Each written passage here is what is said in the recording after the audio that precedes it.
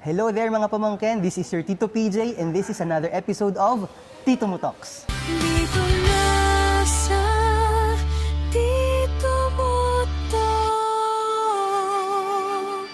Hello there guys, hello mga pamangkin, maganda ang ating araw for today's video. Alam niyo kung bakit? Kasi I am beside the pambansang host ng Milano. I'm Natawa na agad ako. Ladies and gentlemen, Miss Host Mayet. May miss ko talaga. Ano? Mali po, Christine Reyes. Christine Reyes. Christine Reyes o Christine Hermosa? Kiray Celis talaga. Anyway, Host Mayet. I am very curious. Kasi yung mga post mo sa Facebook, at saka nakikita naman talaga. Yung bang pag-host mo, pag nag-host ka sa isang event, kailangan ba talagang napakarami mong dalang Sharon? Ano ba yan? Yan ba ay discount ng talent fee mo? Ganun sadya? Medyo totoo. Medyo totoo na hindi. Hindi. Yung Sharon is, naging given siya kasi Batanggenyo tayo. Batanggenyo, alam mo sa Batanggenyo, maubos na ang pera, wag lang ang yabang. So, the way they treat yung mga nagtatrabaho, katulad ko, sa sobrang tuwa, parang nakasanayan na nila yung ipagbabalot kapag uuwi ka na, para may pagkain ka na pag-uwi. Parang tumatakbo siya sa ano ng Batanggenyo. Hindi ko alam lang sa ibang lugar. Pero paano ba nag-umpisa yung yung pag-Sharon na yan? Magkwento ka. Ano ba yan? May ano ba? May labis ba dyan? Paano nagsimula yung Sharon? Grabe. Hindi, Mayet, mag-uwi ka, gano'n. Parang alamat pala ng Sharon na pag-uusapan. Actually, Kasi alam mo, kilala ka sa Sharon, Diyos ko, yung mga... bakit nga? Alam mo, buong Milano ay very worried dahil nung mawalan ka ng kuryente. Alam ng buong Milano na walang ka ng kuryente sa bahay. Hindi Yes. nila alam kung ano nangyari sa mga Sharon mo. Actually, mas nag-alala pa sila sa Sharon ko kaysa sa mga anak ko. Kaya nga. Yung pag-Sharon is, nagsimula kasi yun na parang kumakanta talaga kasi ako. Okay, singer ka talaga. Singer, yan, kumakanta. Parang nasa linya ng pamilya namin yung pagkanta. Nagsimula doon, hindi talaga sa hosting. So kumakanta lang ako, then biglang pinatawag yung pangalan nung, tawagan mo naman to, para pumunta lang sana. Ayun, doon nagsimula, walang bayad. Binigyan ako ng pang-ulam. Mas gusto ko kaysa sa pera. Wala pa akong idea doon sa pag-MC noon. So, dala ko Yun ay ulam. ulam agad. Ang saya ng O siya, bago humaba yung usap natin agad yun sa mga ulam at saka sa mga hosting, doon tayo magsimula kung saan talaga nagsimula si Mayet. Saan ba lumaki si Mayet? Hindi ako lumaki actually. Since birth. Walang seryosong usap na nangyayari sa Tito Mo Talks na to. Lumaki ako sa Pilipinas. Lumaki ako sa Pilipinas. Okay. Second year high school ako doon. Tapos napunta na ako dito ng 2010. 2010. Ayan. Taga saan si Mayet? From Lemery, Batangas. Barangay Payapa, Batanggen. Ilaya. Batanggen. Taga Payapa, Ilaya. Yes. Malapit ba sa dagat yan o malayo sa dagat? Malapit kami sa Fantasy World. sa Amin yun. Sa Fantasy World mismo. Hindi Di naman. ba tuwi ito tapos gano'n kahit Fantasy World Yes, yung kabila? bale, yung barangay ng Fantasy World, yung sumunod yung aming So, doon lang. So, hindi sa parting dagat yung inyo? Sa parting... Hindi, parteng bundok, mga unggoy. Kakaloka. Mga seryoso talagang magaganap. Wala po, life is too short to be sad. So, nung bata ka, kwentuhan mo ko nung bata ka, so biba ka na, maliit ka pa lang. Hindi ko na matandaan. Kasi Actually, singer ka so biba ka. actually, ayan, kumakanta ako nung bata pa ako. Anong piyesa mo nung bata? Ay, grabe, ages te. Ay, talaga? Ngayon ko, kumelo na lang. Ages, inilalaban ako sa mga singing contest. Wow. Mataas yung boses. Ang liit-liit kasi. Grabe. Pero mataas ang boss. Oo, medyo mataas yung boses ko nung bata. Isang sample. Sample. Ay, hindi ko na kaya yung mataas ngayon. Tsaka ngayon yung boses ko, nakadepende na ngayon sa sound system. Oo. Totoo yan? Oo. Katulad nito, nag-event ako kahapon, medyo yung ano ko ngayon, medyo husky malat na. ka, Medyo malat na. Pwede ko naman pagbigyan. Anong gusto mong kanta? Aegis. Diyos ko. Ayoko sana Ay, parang tagilid tayo dyan sa chorus. Okay. Ayoko sana na ikaw ay mawawala. Yun na lang, hindi ko na kaya. Napatanga ako. Ang galing pa naman yung Mayet kumanta. Gusto ko yung maganda. Wow. Maganda ka, Mayet. Mayet, doon tayo sa ano. Ay, grabe yung takang talaga siya bumubuka. Sabi ng manager. Napaka-prim and proper po ngayon ni Mayet sa ating Tito Mo Talks. Pero ito bang talent na to ay so innate to kasi nakita ko ang isa sa iyong mga sisters na nag-host din ng fiesta ng Ayaw-Iyaw. Nandun ka, okay. Nakita ko siya, tapos so kapatid mo nga yun. So nasa dugo niyo ba talaga yung... Pero nag-host din siya or singer din siya? Kagaya. Okay, actually, singer lang din siya. At ayaw niyang mag-MC. Mhm. Pero ngayon, kasi nung lumaki na ako, nag-iba yung boses ko. Siguro dahil nagkaanak din. Regine, Mas is that para, true? parang nagkapalit kami ng boses. Ngayon, siya yung ang taas ang boses niya. Talagang hindi ko kaya yung mga notes niya. Singerist siya talaga. Singerist na talaga siya. So, medyo mahihain siya. Napupunta sa akin lahat ng kapal ng mukha. Galing. Akin napupunta lahat yon. Pinilit ko lang siya kasi nagpunta na rin siya dito sa Milan. Napilit ko naman siya ng konti. Ngayon nagbuntis na siya. Go, Hassle, Rebel, go mo. tayo. Para sa ekonomiya. Laban. Ayun. Gets. So, Ayun. nung bata kayo sa Pilipinas, hindi ba ikaw, hindi ka ba nabully dahil ikaw ay medyo hindi katangkaran at saka hindi masyadong mahabang biyas? Kasi ako din, hindi mahabang biyas ko eh. Were you ever bullied sa school? Parang wala akong natatandaan. Ikaw isa nag-aral sa mababang paaralan ng Ayaw-Iyaw? Hindi. Hindi. Saan ka Sa Payapa, Barangay Payapa, Payapa Elementary School. Then, ang high school ay sa St. Mary's Educational Institute. Oh, private. Lagi may Hindi ko kinaya utang yung sa tuition. Hindi ko kinaya yung private. Hindi nga ako bagay dun eh. Nabully, parang wala akong masyadong natatandaan kasi parang You were never bullied? nabully ako pero parang hindi ko siya masyadong dinamdam. Kasi hindi ko maalala kung talaga bang ano ko na yung laging positivity na parang dinadaan ko lagi sa biro. Parang natutuwa pa ako na kasi sabi nilang maliit ako. Okay. Kasi parang talaga akong dilis nung bata. Ang likot, tas malikot, tas ang liit. So parang naa-amaze siguro kasi parang sa liit. Na-amaze sila. Ba't yung mga ganun? Natutuwa na lang sila sa halip na mapikon silang ibuli ako. Parang gano'n. Okay. Parang naging friends mo na sila. Pero nabully din Dalawang naman, syempre. Pero hindi na siya masyadong tumatak sa akin na. Kasi parang masaya naman yung naging ano ko. Yung childhood. Yes. Binubugbog ng malikot kasi lagi nasa laruan. Malikot ako. biba ka. Biba ka talaga, Oo, feeling ko. tsaka Kasi malikot. Yung likot mong yan, eh Oo, talagang... ata, ano, eh, talaga. talagang- Siguro doon nag-start yun. Ano? Tsaka alam mo naman yung mga batang 90s, 80s, maganda yung childhood nila. Laro sa labas. Oo. Nandun tayo sa time na may computer at saka may laro sa labas. Oh, pero nandun tayo sa labas, mas masaya. Tama. So, Mayet, ang question ko naman ay, nung pagdating mo ng Italia, paano ka ba nakarating ng Italia? Thank you for that wonderful question. My name Was is... it a dream? Pangarap ba ito nung bata ka? Paano ka nag-Italia? Bale, bigla na lang siyang dumating sa buhay ko na kailangan palang pumuntang Italy. Okay. So, alam na namin... Bakit? Dahil ang parents mo ay nandito? Nandito yung nanay ko. Yung nanay ko. Father mo. So, ang father ko kasama namin sa Pilipinas. Nag-aaral ako sa Pilipinas. Medyo maganda yung mga grades ko. Lagi akong honor.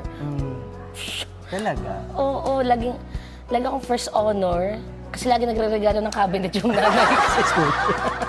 Electric pa. Eh, syempre, nag-iital yung nanay mo. So, that time, talagang big time kayo. Yes. So, kaya lumaki kang parang spoiled ka din, ano, nung maliit Oo, ka. parang proud na proud yung nanay ko kasi lagi nga akong honor roll. Tapos singerist ka pa. So, bida-bida ka sa school. ibig sabihin. Bida-bida. Hanggang ngayon, bida-bida. Lagi ka nasa stage. Yes, lagi ako nasa unahan, lagi ako leader ng sayaw. Sumasayaw din ako. Lahat ka, sing and dance ka talaga. Actually, passion ko din yung pagsayaw. So, ayun, Oo, Diyos ko, nakita ko sa si Mayet doon sa ano, yung kasama mga Zumbachi. oo, dahil kay Wawi kasi. Ayun, so, hindi ko siya actually gusto pa noon kasi ang ganda ng takbo ng education ko dito sa Pilipinas. Laging Ano ba ang honor. course mo nung college? Hindi ako nakapag-college. Ay, hindi Ang college. hanggang second year high school lang. Tapos pumunta ka na dito. Oo, kaya ako napapunta dito matagal na kami kinukuha ng nanay ko, hindi niya kami makuha. Hindi maintindihan kung bakit. 7 years ata kami kinukuha, hindi, na lagi may problema.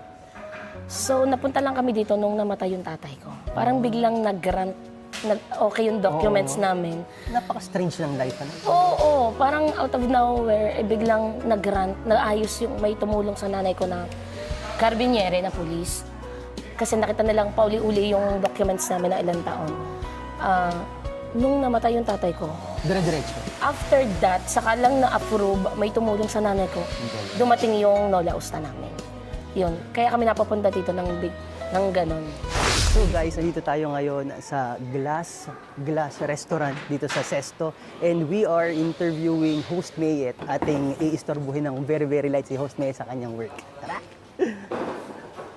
Hello, Host Mayet! Ang ganda-ganda ni Host Mayet, oh. Ako lang to, girl. So, anong ginagawa natin, Host Mayet, ngayon? Parang nag-ready ka na ba sa iyong event? Siyempre ito, nangangarag na tayo sa pag-iintindi ng program. Preparation. Ay, pasyal mo naman ako sa iyong, sa iyong... Sa bahay ko. Ito ang bahay ni Host Mayet. Ayan, Napakaganda. sige. Ipapasyal ko kayo sa lokale natin. So, hindi po lagi every Sunday ito yung location. Pero isa po ito sa mga location natin today. Ayan, nandito po tayo sa The Glass Music Restaurant. Okay, thank Depende you sa The po Glass kasi- yes. for letting us interview Miss Mayet here. At syempre, ang cater na kasama natin, Jack Rose Kapamilya. Si Jack Rose pala. Sila yung may ng lokale dito. Okay, so tara, special mo ako, Host Ayan, Mayet. okay. Okay. Ang ganda naman ng glass. Okay, ayan, dito po yung mga kailangan kaibiganin ninyo. Kasi nandito yung mga Sharon. Yung mga pagkain dito po, buffet. Ayan, dito po yung mga staff po ng cater. Dito po kukuha ng pagkain yung mga bisita. So, lahat kailangan kilala ko sila para Dahil, shoot ang Sharon natin mamaya. Diyan mo na, naiwan mo na yung Tupperware mo dyan, no? Plastic lang muna tayo. Wala Sana pa yung tayo sa Tupperware pag Tupperware. level up. Baka mamaya, ano na nga yun, hindi lang ng Tupperware, ano nga yun? Ano nga yung sa bahay? Yung glass? Yung Vetro.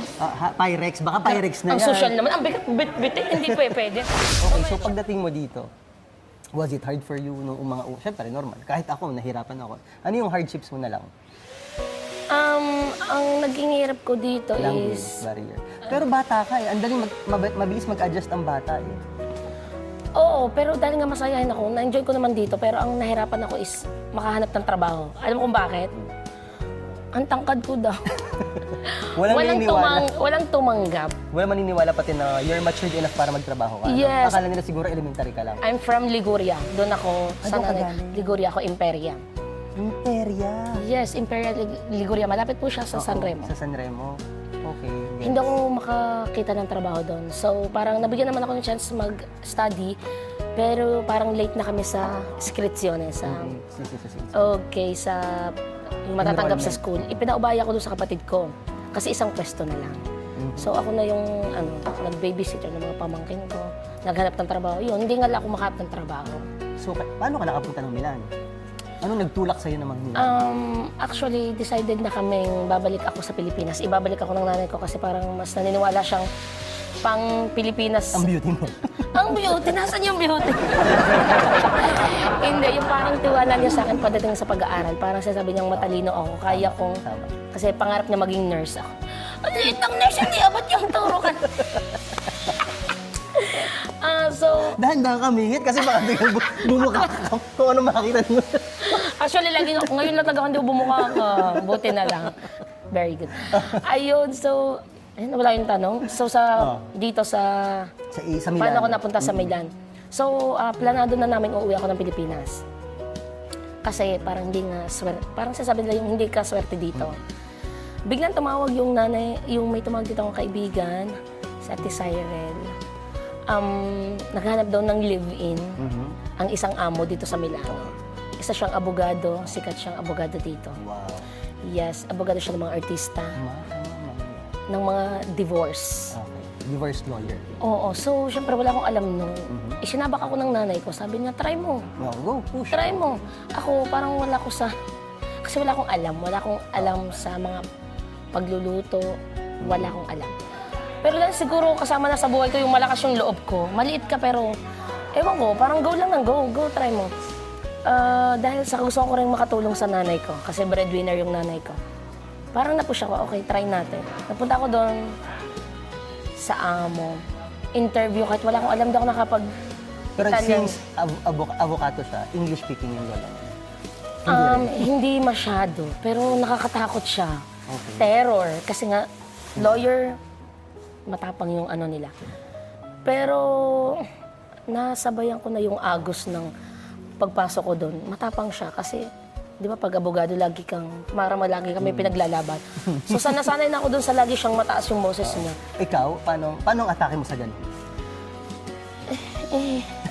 Kasi hindi ko naintindihan. Wala akong naintindihan, sabi niya. So parang naging okay sa kanya yung wala kong alam. Parang mas okay pala sa kanila yung wala kang alam. Kaysa sa may alam ka na, sasagutin mo siya kasi magsasagutan kayo. mas may alam ka, di ba? Hahaba lang yung usapan. Yun, parang doon niya ako nagustuhan. Okay, at syempre dito naman tayo sa... Hello po! Hello po, ayan yung kasama natin today, Mang Jack po. Si Mang Jack. Hello po. The Ayan. amazing Mayet. Thank you, kuya. Ito paborito ko. Thank you po, thank Thank you po, sir. Ayan, nandito po tayo ngayon sa... Ayan, dito naman, nakikita nyo yung mga upuan. Dito yung mga audience, yung mga bisita. Okay. At dito yung ating stage. So alam mo na talaga kung paano yung galawan sa mga ganitong events. Alam ko saan ibubuhol yung Sharon. Sharon pa rin talaga hanggang ngayon. Okay, sir, thank you po. Tapos yung mga fornitory nito, syempre, lagi mo na nakakasama rin tulad ng mga Oo, nag-a-arrange kaya ng mga parang, ganyan. parang alam mo na, meron pa rin namang mga bagong location dito na ano. Pero ito, sanay na ako dito, malapit sa bahay to, kaya alam ko na kung saan gagalaw dito. So, ibig sabihin, totoo yung sinabi mo. So, yung mga teenage years mo, dito ka talaga sa Milan ng teenage years.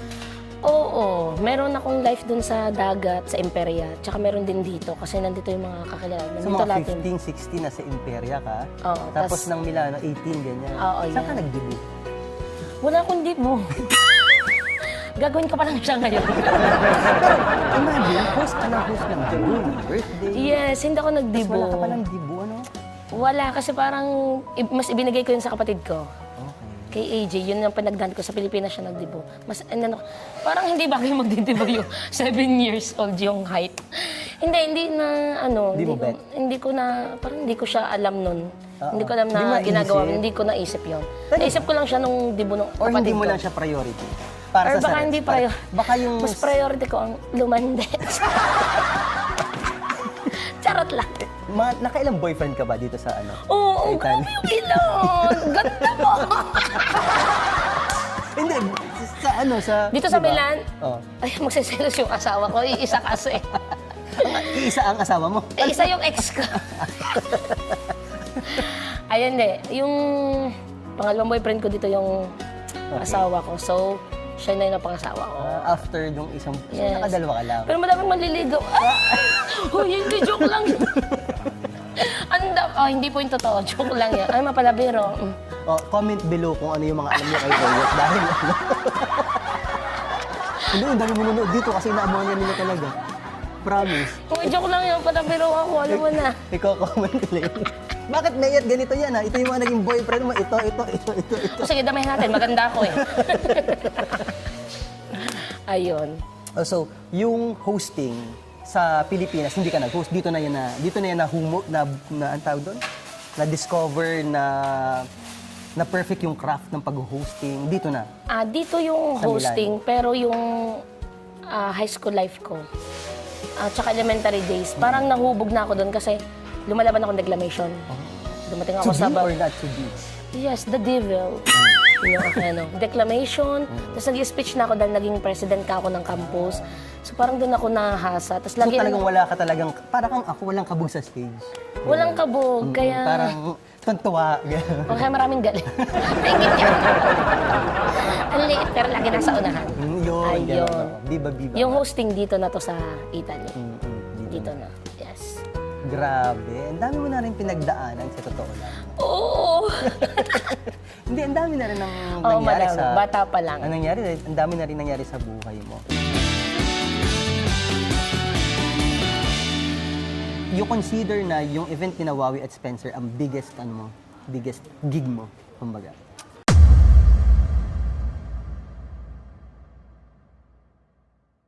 natural na natural kay Mayor yung magpatawa, natural na natural yung ngiti, ganyan.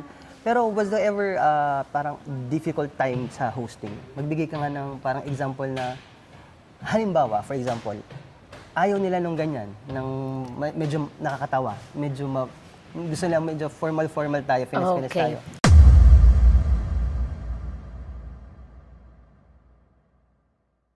Ano pa ang aming aabangan para kay Mayor?